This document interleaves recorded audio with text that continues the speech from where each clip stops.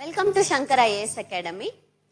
ಇತ್ತೀಚೆಗೆ democratic republic of Congo ಅಂದ್ರೆ African continent ಅಲ್ಲಿ ಇರುವಂತಹ ಒಂದು ಕಂಟ್ರಿಯಲ್ಲಿ ಡೆಮೊಕ್ರೆಟಿಕ್ ರಿಪಬ್ಲಿಕ್ ಆಫ್ ಕಾಂಗೋದಲ್ಲಿ ಏನಾಗ್ತದೆ, ಕಾನ್ಫ್ಲಿಕ್ಟ್ ಆಗ್ತದೆ.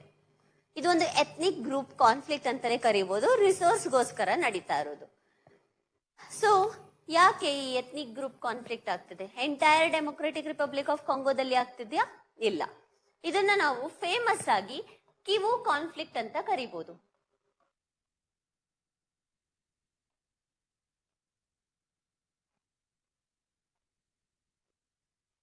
ಕಿವು ಕಾನ್ಫ್ಲಿಕ್ಟ್ ಬಿಕಾಸ್ ಈ ಕಿವು ಅನ್ನುವಂತಹ ರೀಜನ್ ಅಲ್ಲಿ ನಮ್ಗೆ ಏನಾಗ್ತಿದೆ ಅಂದ್ರೆ ನದನ್ ಕಿವು ಈ ರೀಜನ್ ಅಲ್ಲಿ ಕಾನ್ಫ್ಲಿಕ್ಟ್ ನಡೀತಿದೆ.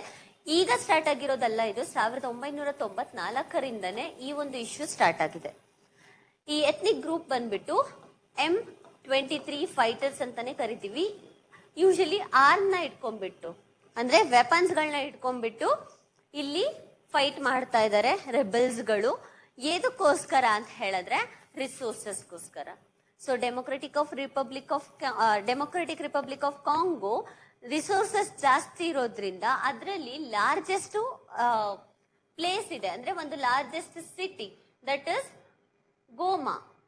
ಈ ಗೋಮಾದಲ್ಲಿ ಕಾಂಗೋದು ಪ್ರಾಬ್ಲಮ್ ಆಗ್ತಾ ಇದೆ. ಅಂದ್ರೆ ಈ ಗೋಮಾ ಅನ್ನುವಂತಹ place which is the largest city of the Congo, M20 rebels Rwanda ಅನ್ನೋಂತಹ ಪ್ಲೇಸ್, ರುವಾಂಡಾ ನೋಡೋಣ, ಅದು ಮ್ಯಾಪ್ ಇದೆ, ಮ್ಯಾಪ್ ಅಲ್ಲಿ ನೋಡ್ಕೊಳ್ಳೋಣ. ರುವಾಂಡಾ ಮತ್ತೆ ಕಾಂಗೋ ಎರಡರದ್ದು ಬಾರ್ಡರ್ ಅಲ್ಲಿ ಏನ್ ಮಾಡ್ತಾ ಇದ್ದಾರೆ, ಕಾನ್ಫ್ಲಿಕ್ಟ್ ನ ಮಾಡ್ತಾ ಇದ್ದಾರೆ.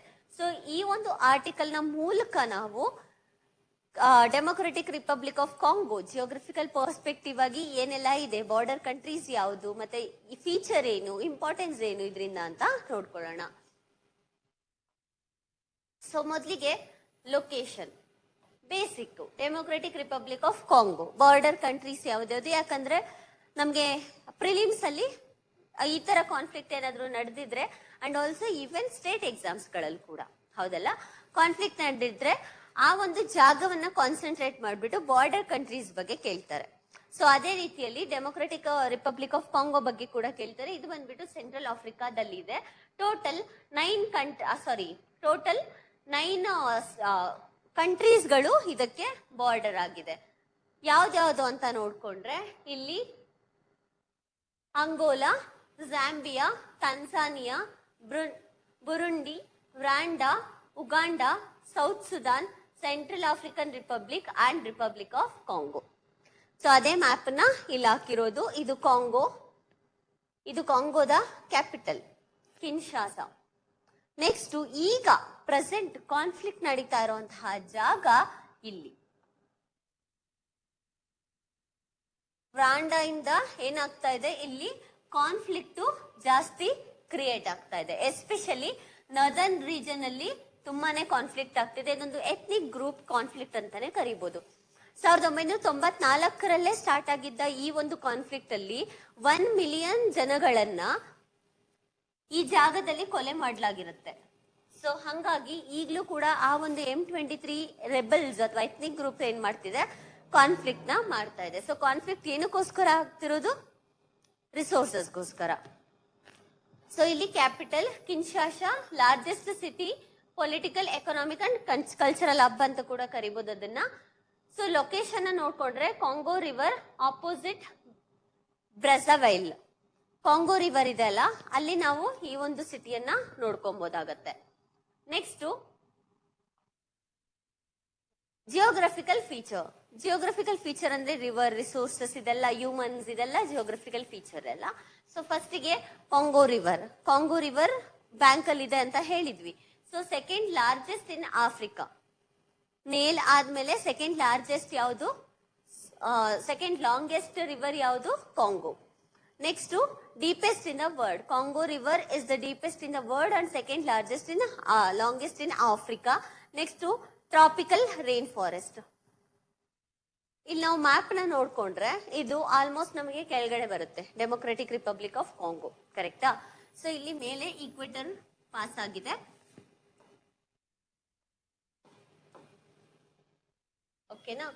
ನೆಕ್ಸ್ಟ್ ಹಂಗಾಗಿ ಈ ರೀಜನ್ ಏನಿದೆ ಇಲ್ಲಿ ಇಲ್ಲಿ ನನಗೆ ಮ್ಯಾಪ್ ಪೂರ್ತಿ ಇಲ್ಲದೆ ಇರೋದ್ರಿಂದ ನನಗೆ ತೋರ್ಸಕ್ ಆಗ್ತಾ ಇಲ್ಲ, ಬಟ್ ಇಲ್ಲಿ ಮೇಲ್ಗಡೆ ಬಂದ್ಬಿಟ್ಟು ನಮ್ಗೆ ಟ್ರಾಪಿಕ್ ಆಫ್ ಕ್ಯಾನ್ಸರ್ ಪಾಸ್ ಆಗಿದೆ.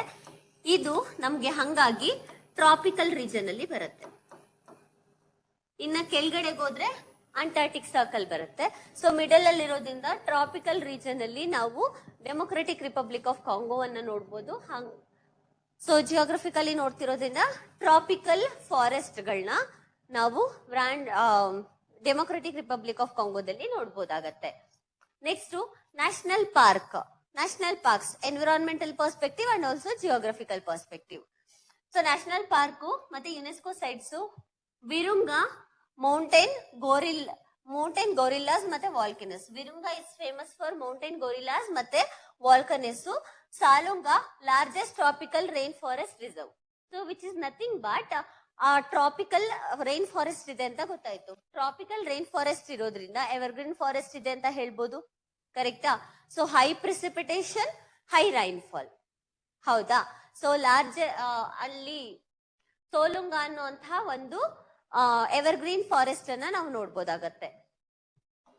ನೆಕ್ಸ್ಟ್ ಕೀ ಜಿಯೋಗ್ರಫಿಕಲ್ ಫೀಚರ್ ಅಲ್ಲೇ ಲೇಕ್ಸ್ ಮತ್ತೆ ಮೌಂಟೇನ್ ಕೂಡ ಬರುತ್ತೆ. That is the landform. Mountain ಹೇಗ್ ಫಾರ್ಮ್ ಆಗುತ್ತೆ?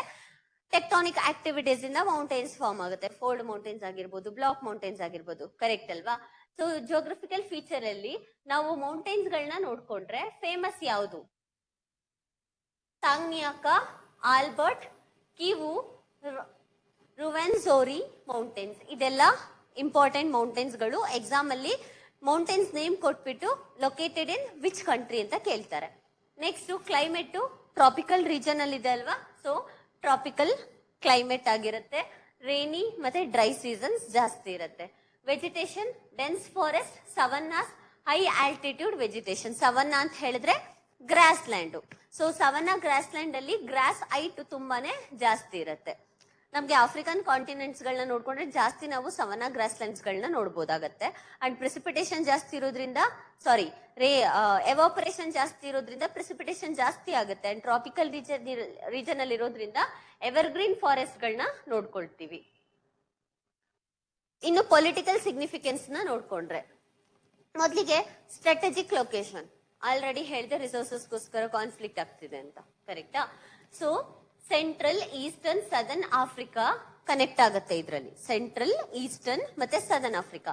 ಸೆಂಟ್ರಲ್ ಆಫ್ರಿಕಾ, ಸದರ್ನ್ ಆಫ್ರಿಕಾ ಮತ್ತೆ ಈಸ್ಟರ್ನ್ ಆಫ್ರಿಕಾ ಮೂರು ಕೂಡ ಡೆಮೊಕ್ರೆಟಿಕ್ ರಿಪಬ್ಲಿಕ್ ಆಫ್ ಕಾಂಗೋದಲ್ಲಿ ಜಾಯಿನ್ ಆಗುತ್ತೆ. And which is resource rich great lakes region. Great lakes ಗಳು ಜಾಸ್ತಿ ಇರೋದ್ರಿಂದ ರಿಸೋರ್ಸಸ್ ಕೂಡ ತುಂಬಾನೇ ಸಿಗುತ್ತೆ. Next mineral wealth. 60% of the world's cobalt reserves democratic republic of ಕಾಂಗೋದಲ್ಲಿ ಇರೋದು. And it is a leading producer and leading exporter. 60% ನ develop ಮಾಡ್ತಿದೆ ಇಡೀ ಪ್ರಪಂಚಕ್ಕೆ ಕಂಪೇರ್ ಮಾಡ್ಕೊಂಡ್ರೆ, ಕರೆಕ್ಟ್ ಅಲ್ವಾ?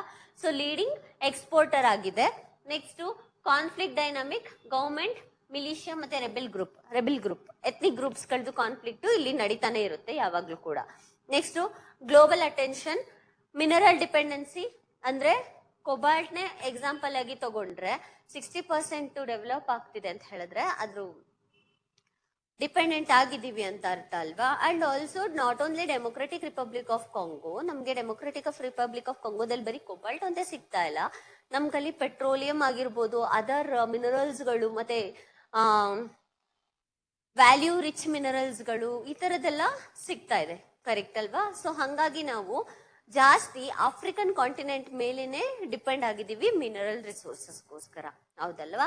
ಅಂಡ್ ಈಗ ಎಥ್ನಿಕ್ ಗ್ರೂಪ್ಸ್ ಏನ್ ಕಾನ್ಫ್ಲಿಕ್ಟ್ ನಡೀತಿದೆ ಅದಕ್ಕೆ UN ಇಂಟರ್ವೆನ್ಷನ್ಸ್ ಕೂಡ ಆಗ್ತಿರುತ್ತೆ. ಸೊ ಹಂಗಾಗಿ UN ಪೀಸ್ ಕೀಪಿಂಗ್ ಮಿಷನ್ ಕೂಡ ಇಲ್ಲಿ ನಾವು ನೋಡ್ಬೋದಾಗುತ್ತೆ ಕಾನ್ಫ್ಲಿಕ್ಟ್ ನಡೆಯುವಾಗ. Next economical importance. So geographical importance ಇದೆ ಅಂತ ಹೇಳಿದ್ರೆ ಆಬ್ವಿಯಸ್ಲಿ ಎಕನಾಮಿಕಲ್ ಇಂಪಾರ್ಟೆನ್ಸ್ ಇದ್ದೇ ಇರುತ್ತೆ. ರಿಚ್ ಮಿನರಲ್ ಸಿಗ್ತಿದೆ ಅಂತ ಹೇಳಿದ್ರೆ country may become rich, correct ಅಲ್ವಾ? ಸೊ ಎಕ್ಸ್ಪೋರ್ಟ್ ಜಾಸ್ತಿ ಆಗುತ್ತೆ. ಎಕ್ಸ್ಪೋರ್ಟ್ಸ್ ಗಳು ಜಾಸ್ತಿ ಆಗ್ತಾ ಹೋದ್ರೆ ಎಕನಾಮಿಕಲ್ ಆಕ್ಟಿವಿಟೀಸ್ ಜಾಸ್ತಿ ಆಗುತ್ತೆ, ಎಂಪ್ಲಾಯ್ಮೆಂಟ್ ಜನರೇಟ್ ಆಗುತ್ತೆ. ನೆಕ್ಸ್ಟ್ ಕೊಬಾಲ್ಟ್ ಸಪ್ಲೈ ಜಾಸ್ತಿ ಆಗುತ್ತೆ. And also a significance in diamond ಮತ್ತೆ ಕಾಪರ್ ಮಾರ್ಕೆಟ್ಸ್. ನಮ್ಗೆ ಡೈಮಂಡ್ ಮತ್ತೆ ಕಾಪರ್ಸ್ ಕೂಡ ಇಲ್ಲಿ ಜಾಸ್ತಿ ಸಿಗುತ್ತೆ. Next hydro powers, second longest river ಇದೆ, ಕರೆಕ್ಟಾ? ಸೊ ಇರೋದ್ರಿಂದ ಹೈಡ್ರೋ ಪವರ್ ಪ್ರಾಜೆಕ್ಟ್ಸ್ ಗಳನ್ನ ಡೆವಲಪ್ ಮಾಡಬಹುದು. ಸೊ ರಿನ್ಯೂವೇಬಲ್ ರಿಸೋರ್ಸಸ್ ಜಾಸ್ತಿ ಇದೆ. ನೆಕ್ಸ್ಟ್ ಅಗ್ರಿಕಲ್ಚರ್ ಹೈ ಪ್ರಿಸಿಪಿಟೇಷನ್, ಹೌದಲ್ವಾ? ಇವಾಪರೇಷನ್ ಜಾಸ್ತಿ ಆಗ್ತಿರೋದ್ರಿಂದ ಪ್ರಿಸಿಪಿಟೇಷನ್ ಜಾಸ್ತಿ ಆಗ್ತಿದೆ. ಹಂಗಾಗಿ ಅಗ್ರಿಕಲ್ಚರ್ ಆಕ್ಟಿವಿಟೀಸ್ ತುಂಬಾ ಚೆನ್ನಾಗಿ ನಡೀತಿದೆ. ಬಟ್ ಈವೆನ್ ದೋ ಇಷ್ಟೆಲ್ಲ ಚೆನ್ನಾಗಿರೋ ಅಗ್ರಿಕಲ್ಚರಲ್ ಆಕ್ಟಿವಿಟೀಸ್ ನಡೀತಾ ಇದ್ರು ಕೂಡ ಇತ್ತೀಚೆಗೆ ಸಾಯಿಲ್ದು ನ್ಯೂಟ್ರಲೈಸೇಷನ್ ಕಡಿಮೆ ಆಗ್ತಿದೆ, ಸಾಯಿಲ್ದು ಫರ್ಟಿಲಿಟಿ ಕಡಿಮೆ ಆಗ್ತಿದೆ. ಸೊ ಹಂಗಾಗಿ ಅಗ್ರಿಕಲ್ಚರಲ್ ಪ್ರೊಡಕ್ಟಿವಿಟಿ ಕೂಡ ಕಡಿಮೆ ಆಗ್ತಾ ಇದೆ.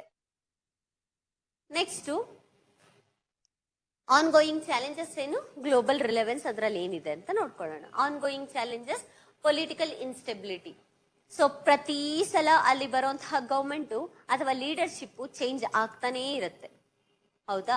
ಸೊ ಚೇಂಜ್ ಆಗ್ತಾ ಇದ್ರೆ ಒಂದು ಪೊಲಿಟಿಕಲ್ ಸಿಸ್ಟಮ್ ಸ್ಟೇಬಲ್ ಆಗಿರುತ್ತಾ? ಇಲ್ಲ. ಅಂಡ್ ಆಲ್ಸೋ ಇನ್ಫ್ಲೇಷನ್ ಪ್ರಾಬ್ಲಮ್ ಆಗುತ್ತೆ. ಅಂಡ್ ಹ್ಯುಮ್ಯಾನಿಟೇರಿಯನ್ ಥ್ರೆಟ್ ಆಗ್ತಿದೆ.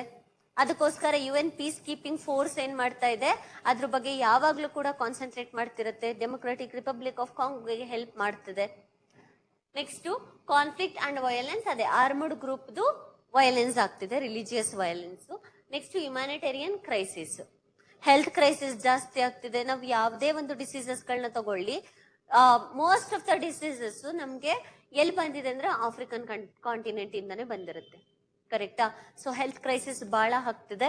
ಅದೇ ರೀತಿ ಮೈಗ್ರೇಷನ್, ನಾವು 2011 ಮತ್ತೆ 10 ಆ ಟೈಮ್ ನ ನೋಡ್ಕೊಂಡ್ರೆ ಡೆಮೊಕ್ರೆಟಿಕ್ ರಿಪಬ್ಲಿಕ್ ಆಫ್ ಕಾಂಗೋದಲ್ಲಿ ಹ್ಯೂಮನ್ ಡಿಸ್ಪ್ಲೇಸ್ಮೆಂಟ್ ಜಾಸ್ತಿ ಆಗ್ತಿತ್ತು, ಮೈಗ್ರೇಷನ್ಸ್ ಜಾಸ್ತಿ ಆಗ್ತಾ ಇತ್ತು. ಅಂಡ್ ಆಲ್ಸೋ ಫುಡ್ ಇನ್ಸೆಕ್ಯೂರಿಟೀಸ್ ಕೂಡ ಜಾಸ್ತಿ ಆಗಿತ್ತು. Next global relevance, resource supply, ನಾವು 60% ಜನರೇಟ್ ಮಾಡುತ್ತೆ, ಲಾರ್ಜೆಸ್ಟ್ ಎಕ್ಸ್ಪೋರ್ಟರ್ ಅಂತ ಕೂಡ ನೋಡ್ಕೊಂಡ್ವಿ. ಅಂಡ್ ರಿಸೋರ್ಸ್ ಜಾಸ್ತಿ ಇರೋದ್ರಿಂದ ಇಂಡಸ್ಟ್ರೀಸ್ ಕೂಡ ಜಾಸ್ತಿ ಇದೆ. Next Jio political competition, interest from global powers. Next piece keeping, ಅದೇ ಆನ್ ಗೋಯಿಂಗ್ ಇಶ್ಯೂ. ನೆಕ್ಸ್ಟ್ ಈ ಕ್ವಶನ್ ನೋಡ್ಕೊಂಡ್ರೆ, which one of the following is part of the Congo basin? Congo basin ಇದು ಯಾವುದರ ಪಾರ್ಟ್ ಅಂತ ಕೇಳ್ತಿದ್ದಾರೆ. ಕೆಮೆರಾನ್, ನೈಜೀರಿಯಾ, ಸೌತ್ ಸುದಾನ್ ಮತ್ತೆ Uganda. ಉತ್ತರ ಬಂದ್ಬಿಟ್ಟು ಕೆಮೆರಾನ್. ಇದಿಷ್ಟು ನಮ್ಗೆ ಈ ಒಂದು democratic republic of Congo related prelims perspective ಆಗಿ ಬಾರ್ಡರ್ ಕಂಟ್ರೀಸ್ ಇಂಪಾರ್ಟೆಂಟ್, ಕಿವು ಕಾನ್ಫ್ಲಿಕ್ಟ್ ಅಂತ ಫೇಮಸ್ ಆಗಿ ಈ ಒಂದು ಕಾನ್ಫ್ಲಿಕ್ಟ್ ನ ಕರೀತಾರೆ ಅಂತ ಕೂಡ ಗೊತ್ತಿರ್ಬೇಕಾಗತ್ತೆ. ಅಂಡ್ ಮೇನ್ಸ್ ಪರ್ಸ್ಪೆಕ್ಟಿವ್ ಆಗಿ ಡೆಮೊಕ್ರೆಟಿಕ್ ರಿಪಬ್ಲಿಕ್ ಆಫ್ ಕಾಂಗೋ ಇಂದ ಇಂಡಿಯಾಗೆ ಯಾವ ರೀತಿ ಹೆಲ್ಪ್ ಆಗ್ತಿದೆ, ಗ್ಲೋಬಲ್ ಪರ್ಸ್ಪೆಕ್ಟಿವ್ ಅಲ್ಲಿ ಯಾವ ರೀತಿಯಲ್ಲಿ ಹೆಲ್ಪ್ ಆಗ್ತಿದೆ, ಇದಿಷ್ಟು ಕೂಡ ಗೊತ್ತಿರಬೇಕು. Thank you for watching. Please share and subscribe.